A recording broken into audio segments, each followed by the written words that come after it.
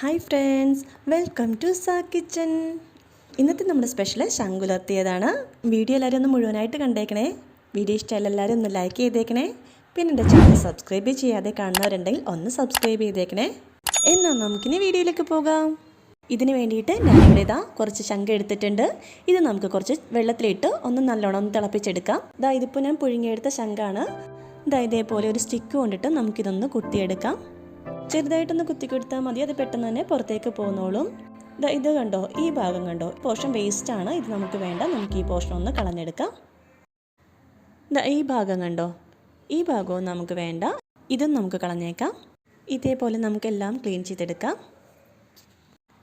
ഞാനിവിടെ 15 ചെറിയ ഉള്ളിയും 4 വറ്റൽമുളകും എടുത്തിട്ടുണ്ട്. ഇത് നമുക്കൊന്ന് ചതച്ചെടുത്ത് മാറ്റിവെക്കാം.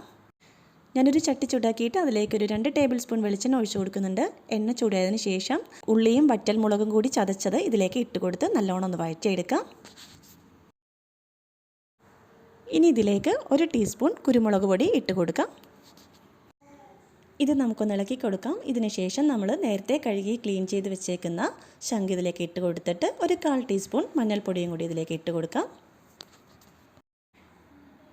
എന്നിട്ട് ഇതെല്ലാം കൂടി നല്ലവണ്ണം ഒന്ന് ഇളക്കി മിക്സ് ചെയ്ത് കൊടുക്കാം. ഇനി നമുക്ക് ഇതിലേക്ക് ആവശ്യത്തിനുള്ള ഉപ്പ് ചേർത്ത് കൊടുക്കാം. എന്നിട്ട് ഈ ഉപ്പും മുളകും എല്ലാം ഇതിലേക്ക് പിടിക്കത്തക്ക വിധത്തിൽ നമുക്കിത് നല്ലവണ്ണം ഒന്ന് മിക്സ് ചെയ്ത് കൊടുക്കാം. ഇത് ലോ ഫ്ലെയിമിലിട്ടാണ് കുക്ക് ചെയ്തെടുക്കുന്നത്. ഇതിന് നല്ല ടേസ്റ്റാണ്. ഇത് കഴിച്ചിട്ടില്ലാത്തവരുണ്ടെങ്കിൽ ഒന്ന് കഴിച്ച് നോക്കൂ.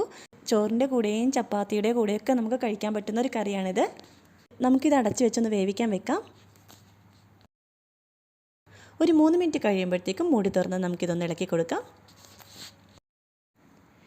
ഇനി ഇതിലേക്ക് 1 ടീസ്പൂൺ ഇഞ്ചിയും വെളുത്തുള്ളിയും ചതച്ചത് ഇട്ട് കൊടുക്കുന്നുണ്ട്. ഇഞ്ചിയുടെയും വെളുത്തുള്ളിയുടെയൊക്കെ പച്ചമണം മാറുന്നത് വരെ നമുക്കിതൊന്ന് ഇളക്കി കൊടുക്കാം. ഇപ്പോൾ ഇതിൻ്റെ പച്ചമണമൊക്കെ ഒന്ന് മാറി വന്നിട്ടുണ്ട്. ഇനി ഇതിലേക്ക് 1 ടേബിൾ സ്പൂൺ വെളിച്ചെണ്ണ കൂടി ഒഴിച്ചു കൊടുത്തിട്ട് ഇത് നല്ലോണം ഒന്ന് വരട്ടിയെടുക്കാം. വീഡിയോ ഇഷ്ടമായാലും എല്ലാവരും ഒന്ന് ലൈക്ക് ചെയ്തേക്കണേ. പിന്നെ എൻ്റെ ചാനൽ സബ്സ്ക്രൈബ് ചെയ്യാത്തവരുണ്ടെങ്കിൽ ഒന്ന് സബ്സ്ക്രൈബ് ചെയ്ത് സപ്പോർട്ട് ചെയ്തേക്കണേ. അങ്ങനെ നമ്മുടെ ശംഖുലർത്തിയത് ഇവിടെ റെഡി ആയിട്ടുണ്ട്. എല്ലാവരും ഒന്ന് ട്രൈ ചെയ്ത് നോക്കിയിട്ട് അഭിപ്രായങ്ങളൊന്ന് കമൻസിലൂടെ അറിയിക്കണേ.